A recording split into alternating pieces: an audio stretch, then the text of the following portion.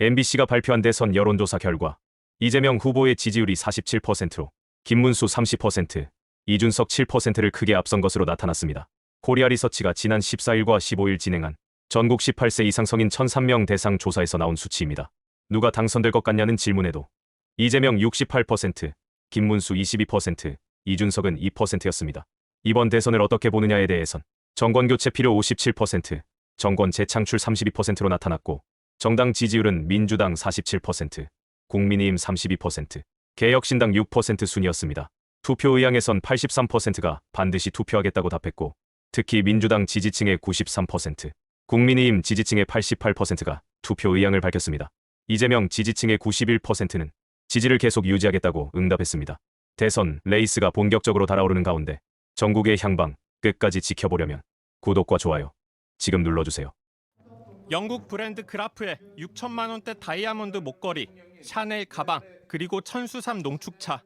2022년 윤석열 전 대통령이 당선된 직후 통일교측이 김건희 여사 선물이라며 건진법사에게 건넨 겁니다. 그동안 건진법사는 잃어버렸다고 주장했습니다. 통일교 청탁으로 김 여사한테 목걸이랑 금품 전달한 거 인정하시나요?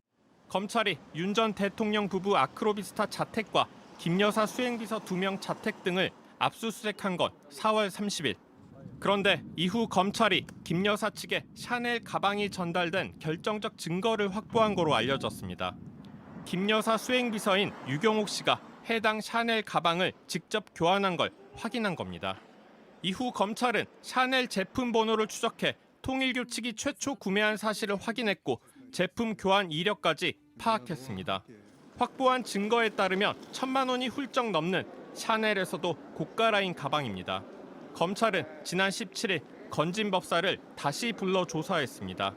검찰이 샤넬 가방 영수증 등을 건진법사에 들이밀며 추궁했습니다. 건진법사는 유 씨에게 샤넬 가방을 전달한 사실은 인정한 거로 취재됐습니다. 다만 유 씨에게 다시 돌려받았고 결국 잃어버렸다고 주장했습니다. 수행비서 유 씨는 코바나 컨텐츠부터 시작해 대통령실까지 함께한 김 여사 측근 중 측근입니다. 윤 전 대통령 취임 직후 봉하마을 노무현 전 대통령 묘역을 참배할 때 김 여사 손가방을 대신 든 이 여성입니다. 최재형 목사가 디올백을 전달할 때 김 여사와 함께 있었고 해외 순방 중 명품점을 들렀을 때도 수행한 비서로 알려졌습니다. 검찰이 어떻게 김 여사의 측근인 수행비서에게 다시 돌려달란 지시를 할 수 있는지 물었지만 건진법사는 제대로 답하지 못했습니다. 진술의 신빙성이 없다고 판단한 검찰은 추가 소환 조사 계획을 잡았습니다. JTBC 정혜성입니다. 국민의힘 김용태 비대위원장이 대통령 후보 배우자 TV 토론회를 하자고 제안하자 더불어민주당은 해괴하고 어처구니 없는 발상이라며 강하게 반발했습니다. 김 위원장은 설날 연기 매경 배우자 간 생중계 토론을 제안했지만 민주당은 배우자가 정치를 하나 이준석은 미혼인데 어쩔 거냐며 일축했죠. 민주당 이해식 의원은 설란영 제2의 김건희 같단 직감이 든다고 언급하며 사실상 국힘의 배우자 교체용 제안 아니냐고 의심했습니다. 정치가 코미디냐는 비판까지 나오며 이번 배우자 토론 제안은 정쟁의 또 다른 불씨가 되고 있습니다. 이 논쟁 여러분은 어떻게 보셨나요? 구독과 좋아요로 함께 의견 나눠주세요. 이건 처음입니다. 이재명과 김문수 오차범위 안에서 붙었습니다. 6.3 대선을 앞두고 첫 TV 토론 이후 실시된 여론조사에서 이재명 후보 지지율은 46.0%, 김문수 후보는 41.6%를 기록했습니다. 두 사람의 격차는 단 4.4%포인트. 여론조사 기준상 사실상 동률입니다. 20대, 40대는 이재명, 70세 이상은 김문수가 우세했고 서울, 광주, 강원에선 이재명, 대전, 세종, 충청은 김문수가 앞섰습니다. 첫 토론이 끝난 직후 조사된 이 결과는 이번 대선 판도가 본격적인 박빙 접전으로 접어들었음을 보여줍니다. 자, 이 흐름 다음 주 여론조사에서 어떻게 바뀔까요? 대선 흐름을 빠르고 정확하게 알고 싶다면 구독과 좋아요로 끝까지 함께 해주세요. 누가 가장 비호감일까? 지금 대선판에서 유권자들이 가장 꺼리는 후보는 누구일까요? 최근 실시된 대규모 여론조사에서 비호감도 1위는 이준석 후보, 무려 68%에 달했습니다. 이어 김문수 후보가 63%, 이재명 후보는 53%였습니다. 특히 이준석 후보는 여성 유권자 전 연령대에서 비호감 응답이 70% 이상으로 치솟았습니다. 20대 남성만이 유일하게 호감도가 비호감을 앞섰죠. 김문수 후보는 70대 이상에서만 호감도가 우세했고 30에서 50대에선 비호감도가 무려 70%를 넘었습니다. 이 조사는 표본 3,000명의 심층 조사로 진행됐으며 정치권의 확장성과 이미지에 큰 영향을 줄 수 있어 향후 판세에 어떤 변수로 작용할지 주목됩니다. 정치는 숫자, 민심은 표정입니다. 묻지도 따지지도 말고 좋아요, 구독 한번 꾹 누르시면 오늘 하루 뉴스보다 앞서갑니다. 정말 터질 뻔했습니다. 더불어민주당 중앙당사 앞에서 흉기와 총기를 소지한 30대 남성이 붙잡혔습니다. 서울 영등포구 20일 오전 11시 반 수상한 가방을 들고 서성이는 남성 A씨를 경찰이 불신 검문했고 가방 안에는 10cm 길이의 흉기와 비비탄 총으로 추정되는 물건이 있었습니다. 민주당은 이미 10일부터 이재명 후보에 대한 신변 위협 가능성을 제기하며 테러 대응 TF를 운영해왔고 이 후보는 최근 방탄복과 방탄 유리막을 착용한 채 유세를 이어가고 있습니다. 이번 사건으로 인해 당 내 긴장감은 더 높아졌고 민주당 선대위는 이번 대선의 최대 변수는 후보의 안전이라고 밝힌 상황입니다. 국민의 선택을 앞두고 대선 현장이 그 어느 때보다 팽팽하게 긴장되고 있습니다. 이런 뉴스는 계속됩니다. 정치 뉴스 흥미롭고 빠르게 챙기고 싶으시다면 좋아요 한번, 구독 한번이 세상을 보는 눈을 바꿉니다. 하와이에서 날아온 정치 폭탄, 홍준표가 입을 열었습니다. 국민의힘 특사단이 직접 하와이로 날아갔습니다. 단일화 설득을 위해 찾은 건 바로 홍준표 전 대구시장. 그런데 홍 전 시장 뜻밖의 한마디. 민주당과 손잡을 일 절대 없다. 김문수 지지, 단일화 가능성까지 열어두며 다시 한번 정치판의 중심에 섰습니다. 과연 보수는 하나가 될 수 있을까요? 이 흐름 절대 놓치면 안 됩니다. 정치는 매일 바뀝니다. 놓치면 손해죠. 구독 한번, 좋아요 한번이 내일의 정세를 미리 보는 눈이 됩니다. 드디어 임기 열었습니다. 김건희 여사 관련 의혹에 대해 국민의힘 김용태 비대위원장이 진심으로 반성하고 사과했습니다. 그는 국민 앞에 정중히 사과드린다며 김 여사 행위에 대한 책임을 인정하고 영부인 검증, 제도 개선까지 약속했습니다. 특히 대통령 가족과 측근에 대한 감시 감찰을 강화하겠다고 했죠. 영부인의 과거도 숨기지 않겠다며 투명한 검증을 강조했습니다. 하지만 동시에 이재명 후보의 부인 김혜경 씨도 똑같이 검증받아야 한다고 날을 세웠습니다. 정치, 누가 제대로 책임지는지 끝까지 지켜봐야 합니다. 시청자 여러분, 좋아요와 구독 한번 눌러주시면 더 정확한 소식으로 보답드리겠습니다. 내란 혐의로 재판받는 윤석열 전 대통령. 이번엔 부정선거 영화를 직접 관람했습니다. 좋았어요라는 말까지 남긴 윤 전 대통령. 논란의 다큐, 부정선거. 신의 작품인가를 본 자리엔 전한길 전 강사와 이영돈 PD도 함께 있었습니다. 이에 대해 국민의힘은 당과 무관한 개인 행동이라며 거리두기에 나섰고 김문수 후보는 영화를 모른다며 말을 아꼈습니다. 반면 이재명 후보는 본인이 당선된 선거를 부정하다니 어처구니 없다며 강하게 비판했습니다. 선거 앞두고 던진 폭탄 하나. 이게 판을 뒤흔들까요? 시청자님, 끝까지 진실을 지켜보려면 좋아요와 구독 지금 바로 눌러주세요. 이준석, 김문수 단일화 안 한다고 했는데 국민의힘이 당권 줄 테니 김문수로 가자. 이런 제안이 진짜 있었다고 합니다. 개혁신당 이동훈 대변인이 폭로했죠. 전화가 쏟아진다. 대부분 친윤. 들어와서 당을 먹어라는 말까지 들었다고요. 이준석 후보는 단일화 제안에 여전히 선을 긋고 있고 김용태 비대위원장은 계속 접촉 중입니다. 결국 목표는 이재명 후보를 막기 위한 보수 후보 단일화. 하지만 내부는 더 복잡해지고 있습니다. 뉴스를 제대로 알고 싶다면 구독과 좋아요 한 번만 눌러주이소. 다음 정권, 당신 손에 달려 있습니다. 최근 대학가를 방문한 이준석 후보가 예상치 못한 대학생들의 팩폭에 제대로 당황했습니다. 이 후보가 인하대에서 학생들과 함께 식사를 하는 유세를 진행했는데요. 현장에 있던 일부 학생들이 태블릿에 펜코 보고 정치하는 정치인이 있다. 인하대는 혐오를 환영하지 않는다. 같은 돌직구 메시지를 띄워놓고 이 후보를 비판한 겁니다. 심지어 학생회관 입구에는 대학생 공약도 없는데 학식은 왜 드시나요? 라는 날카로운 전단까지 등장해 화제가 됐습니다. 이 후보의 정치 스타일에 대한 학생들의 싸늘한 시선을 잘 보여준 장면이었죠. 실제 최근 여론조사에서도 이준석 후보의 비호감도가 주요 후보들 중 가장 높은 68%를 기록했습니다. 특히 주요 지지층으로 꼽혔던 20대 청년들 사이에서도 호감도보다 비호감도가 더 높게 나왔는데요. 이렇게 냉정한 대학가의 반응을 직접 마주한 이 후보. 과연 앞으로 남은 대선판에 어떤 영향을 미칠까요? 정치의 민낯을 빠르게 전해드리겠습니다. 구독과 좋아요 꾹 눌러주시면 감사하겠습니다. 대선 토론이 아니라 거의 정치 예능이었습니다.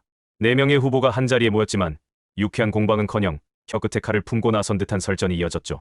김문수 후보는 이재명 후보에게 가정통합도 못하면서 국민통합을 논하냐고 나를 세우자 이재명 후보는 소방관한테 나 김문수인데라고 갑질한 분이 할 말은 아니다라며 반격에 나섰습니다. 이준석 후보는 한술 더 떴습니다. 경제학도 아닌 호텔 이야기 갖고 국민을 바보 취급하지 말라며 이 후보의 경제관을 꼬집었고 이어 천안함 음모론을 공유해놓고 어떻게 대통령을 하겠다는 거냐며 일침을 날렸죠. 이에 이재명 후보는 국정원 댓글 조작을 부정선거라 한 것이라며 해명했지만 분위기는 이미 달아올라 있었습니다. 권영국 후보도 가만히 있지 않았습니다. 왕을 적은 손바닥 대신 나는 민이라 적었다며 윤석열 전 대통령을 겨냥한 퍼포먼스로 눈길을 끌었고 중처법, 노사 이슈로 김문수 후보를 몰아세웠죠. 이 대선 결국 누가 덜 미운가의 싸움이 될지도 모르겠네요. 구독과 좋아요는 여러분의 날카로운 눈과 판단력에 날개를 달아줍니다. 다음 회도 함께 보실 거죠?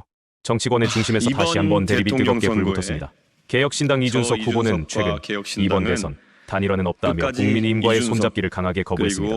심지어 의원직을 걸 거냐는 질문엔 모욕적이다라며 단호히 선을 그었죠. 그런데 흥미로운 건 이준석과 함께 당을 만들었다. 결별한 허은하 전 대표의 말. 그녀는 정말 하기 싫은 일엔 이준석은 침묵으로 대응한다. 기자회견을 연 건 단일화를 염두에 둔 전략적 움직임일 수 있다고 해석했습니다. 반면 이재명 후보는 결국 이준석도 내란 세력과 단일화할 것이라며 견제를 시작했고 이준석은 그런 환란 세력과는 절대 함께할 수 없다며 곧장 반격했습니다. AI 100조 투자 공약을 겨냥해 뻥 공약으로 IMF 부르려 하냐며 거친 표현도 서슴지 않았습니다. 6월 3일 대선을 앞두고 이준석의 진짜 속내는 무엇일까요?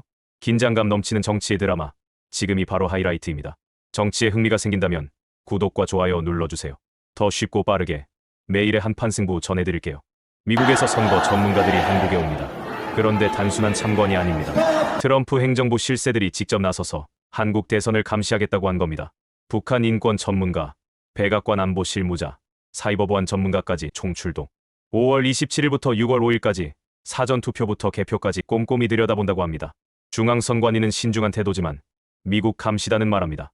이건 간섭이 아니라 당신들 선거 시스템이 얼마나 투명한지를 세계에 보여줄 기회다. 선거 부정 의혹이 계속되는 가운데 이 감시단 보고서는 미국과 유엔에도 제출될 예정. 6.3 대선을 앞둔 대한민국. 이제 전 세계가 지켜보고 있습니다.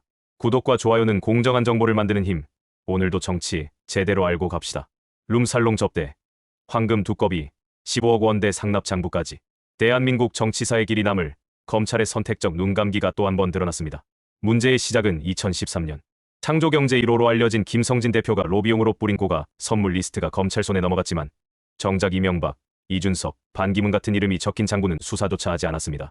장부엔 이준석 후보가 대전 리베라 호텔에서 성접대를 받았다는 구체적인 일자와 금액이 적혀있고 이후엔 900만 원짜리 선물까지 요청한 내역이 남아있습니다. 그런데 검찰은 김성진의 사기만 들여다보고 상납 장부는 덮었습니다. 문제는 그 장부에 나오는 인물들 중 일부는 실제로 금품을 받았다는 정황이 서울중앙지검 수사에서도 드러났다는 겁니다. 그럼에도 국정원, 감사원, 그리고 정치권 고위 인사들에 대한 수사는 무관심으로 일관됐죠. 국민의 알 권리는 그저 장부에만 적힌 허상일까요? 구독과 좋아요로 잊지 않고 끝까지 추적하겠습니다. 기자는 다른 헛소리를 하고 있잖아 지금. 무슨 소리라뇨? 질문합니까? 그 무료에 대한 것만은 좀 다 말하겠습니다. 저희는 답변을 했습니다. 네. 여기까지 하겠습니다. 네, 감사합니다. 안 돼요. 예, 아니, 저희 지금 하잖아요. 길을 막으시면 안 돼요. 저쪽은 안 막히게 저리가 막힙니다. 왜 저리가 막힙니까? 그거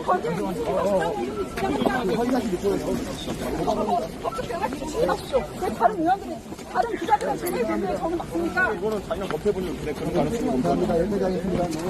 여기까지 하겠습니다. 여기까지만 하겠습니다. 여기 이준석 의원이 등장합니다. 거기에 대한 입장을 해주십시오. 그만할게요. 형, 왜 뉴스타파 기자만 막습니까? 다른 기자들은 질문을 드리는데 안 한다고요. 안 할게요. 네, 죄송합니다. 예, 죄송합니다. 네, 여기까지 하겠습니다. 여기까지 하겠습니다. 1분한테 물어보십시오. 여기서 이거야. 네, 죄송합니다. 아니, 그만하시라고요. 그만한다는데 왜 그렇게 하세요? 왜 저희만 안 됩니까? 다 막았잖아요. 다른 기자는 질문하지 않았습니까? 다 했잖아요, 그래서. 헛소리를. 한 기자는 다른 헛소리를 하고 있잖아 지금. 무슨 소리라뇨? 질문 못합니까? 이게 지금 대통령에게 계엄령 선포문을 전달한 사람이 누구였을까요?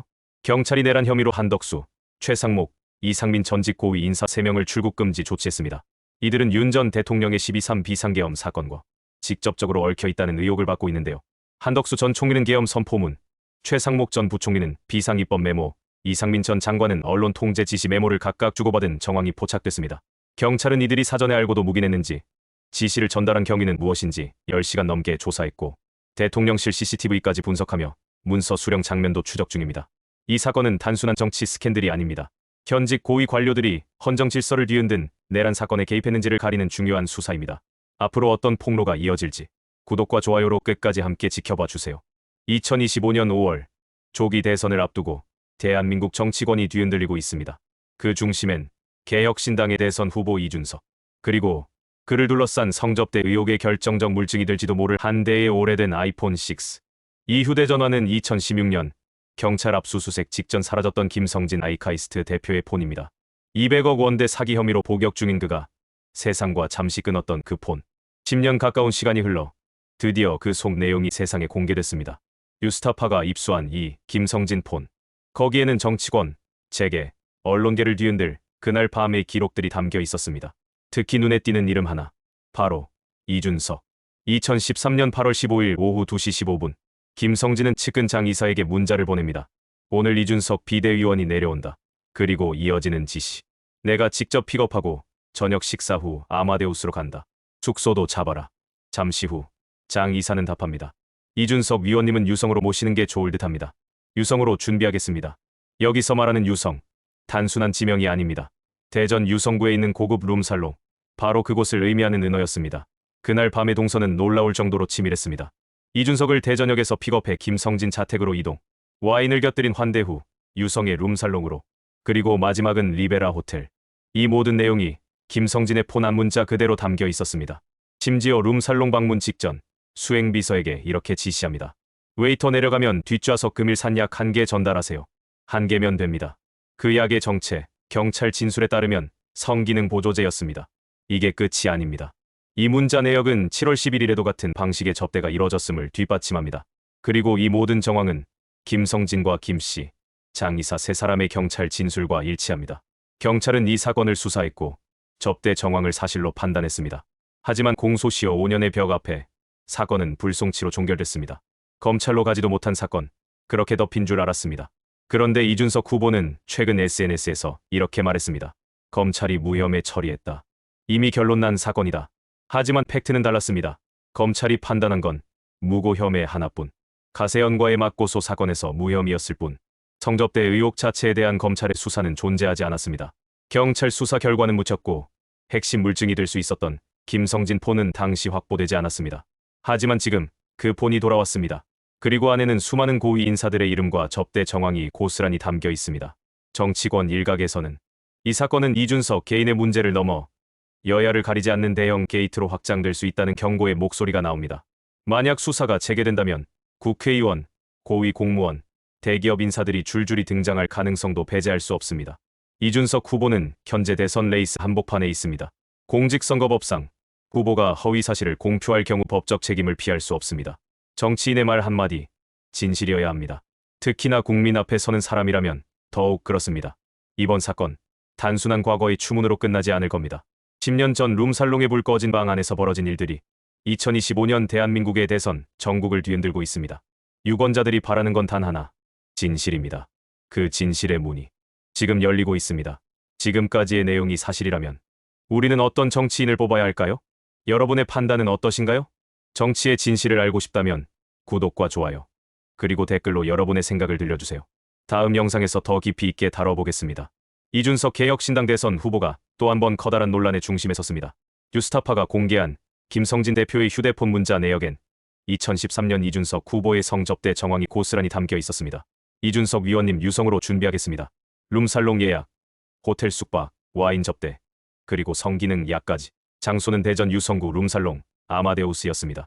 문자에는 당시 이준석 후보가 대전역에서 픽업되어 김성진 자택에서 술자리를 가진 후 룸살롱으로 이동한 동선이 상세히 기록돼 있죠.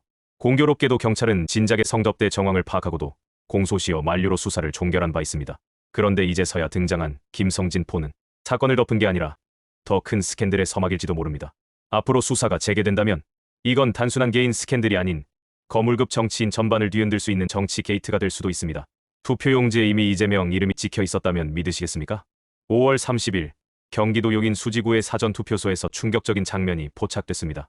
이재명 후보 이름에 기표된 투표용지가 봉투 안에서 발견된 건데요. 선관위의 해명은 이렇습니다. 유권자가 누군가에게서 받은 기표된 투표지를 넣은 자작극으로 의심된다. 하지만 여기서 이상한 점, 그 투표용지가 밖으로 유출됐다는 것 자체가 이미 선관위의 부실 관리를 인정한 셈이죠. 현장에서는 경찰이 증거보존 요청까지 했지만 선거관리위원회는 경찰을 배제한 채 자체 회의로 무효 처리를 결정했습니다. 단 1시간 30분 만에 발표된 자작극 해명. 믿어도 될까요? 아니면 더 큰 진실이 숨어 있는 걸까요? 이 사안을 그냥 넘겨도 될지 우리 모두가 다시 한번 생각해봐야 할 때입니다. 사전투표는 정말 믿을 수 있는 절차인가요? 글쎄 과한 표현에 대해서는 자식 이기는 부모 없다고 잘못 키운 제 잘못이죠. 그러나 그 댓글 표현을 과장 왜곡해서 그치 마치 성적 표현인 것처럼 이렇게 조작해서 국민을 수치스럽게 만들고 여성 혐오 발언을 국민 토론회장에서 함부로 한 행위에 대해서는 엄정한 책임을 져야 될 것입니다. 특히 없는 사실을 지어내서 허위 사실을 공표한 행위에 대해서는 충분한 사법적 제재가 뒤따르게 되지 않을까 생각합니다. 그 점에 대한 사과를 하지 않고 있는데 사과를 해주시면 좋지 않을까 생각합니다.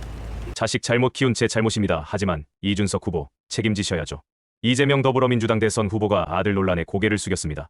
도박과 부적절한 댓글로 벌금형까지 받았던 장남.